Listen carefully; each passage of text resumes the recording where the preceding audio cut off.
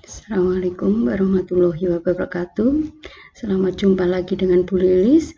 Kita lanjutkan membahas bab 3 teks ceramah.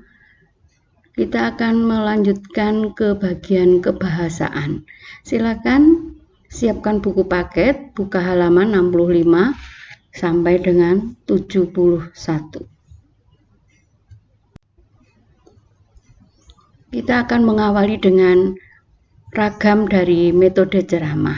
Kemarin ini belum saya sampaikan, sekarang saya sampaikan bahwa ceramah itu bisa dilaksanakan dengan 4 metode. Yang pertama dengan model impromptu, yaitu metode yang dipakai oleh penceramah senior.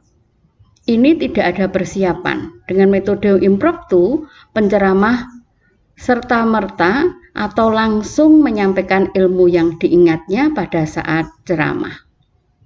Yang kedua, membaca naskah. Nah, metode ini dipakai penceramah yang baru atau bagi kita yang awal akan mengadakan ceramah, maka kita memilih metode naskah. Kita akan membaca secara lengkap naskah tersebut pada saat ceramah. Yang ketiga, menghafal. Metode ini biasanya digunakan untuk lomba-lomba. Penceramah harus hafal seluruh isi teks ceramah secara lengkap. Nah, yang keempat adalah metode ekstemporan. Metode ini jalan tengah antara metode menghafal dengan naskah. Penceramah boleh membuat tulisan kecil-kecil yang berisi gagasan utama. Pada saat dia berceramah di depan, maka dia harus menjabarkan sendiri tanpa melihat naskah. Berikutnya adalah tujuan ceramah.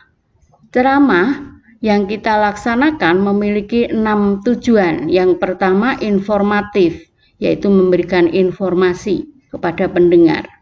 Yang kedua persuasif, yaitu mengajak pendengar agar mengikuti apa yang kita sampaikan. Yang ketiga, argumentatif, yaitu meyakinkan tentang suatu hal. Kemarin Anda sudah mendengarkan scan barcode yang ada di bukumu, maka kamu akan melihat bahwa ceramah itu memiliki tujuan tertentu. Yang paling banyak adalah yang persuasif, mengajak. Kemudian yang ketiga adalah meyakinkan bahwa yang dibahas adalah sesuatu yang benar. Yang keempat adalah deskriptif, yaitu menggambarkan atau melukiskan mengenai sebuah keadaan. Yang kelima rekreatif, menghibur, dan yang keenam naratif. Berikutnya adalah ciri kebahasaan. Ya, silakan kalian lihat lagi tulisanmu tentang isi barcode yang sudah kamu dengarkan. Maka di sana akan kita temukan berbagai hal ke-6 ini, yaitu yang pertama ada kalimat simpleksnya, kalimat tunggal dan kalimat kompleks atau majemuk luas. Kemudian ada kata kerja mental, ada kata merasa, memprihatinkan, mengharapkan, menduga, dan seterusnya. Kemudian kalimat yang sifatnya persuasif, ya, mengajak, hendaknya, sebaiknya, itu ada. Kemudian yang keempat, memakai kalimat argumentasi, ya, ada yang model sebab akibat, ya, ada positif negatif, ada kelebihan kekurangan. Misalnya ada kemajuan teknologi, maka ada positif negatifnya. Yang kelima, memakai kata-kata teknis, istilah yang berhubungan dengan topik yang kita bahas. Ini pasti, ya, untuk memperjelas pembahasan di saat berceramah. Yang keenam, memakai kata sapaan orang kedua, yaitu pendengar atau orang ketiga. Biasanya menggunakan contoh ini, bapak, ibu, saudara, rekan-rekan, teman-teman, dan seterusnya. Berikutnya adalah pada saat kita menulis teks ceramah, maka ada langkah-langkah yang harus kita lakukan. Yang pertama, menentukan topiknya. Tema ceramah harus menarik. Kemudian merumuskan tujuan tadi. Apa tujuan kita? Apakah hanya argumentasi saja, menghiburkah, dan seterusnya.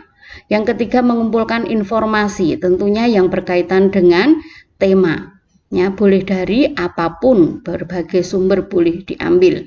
Kemudian menyusun draft atau kerangka. Yang kelima, mengembangkan, menulis, kemudian menyunting, mengevaluasi jika ada kekurangan. Dan yang ketujuh, melaksanakan ceramah dengan penuh tanggung jawab. Demikian pembahasan kita tentang kebahasaan teks ceramah.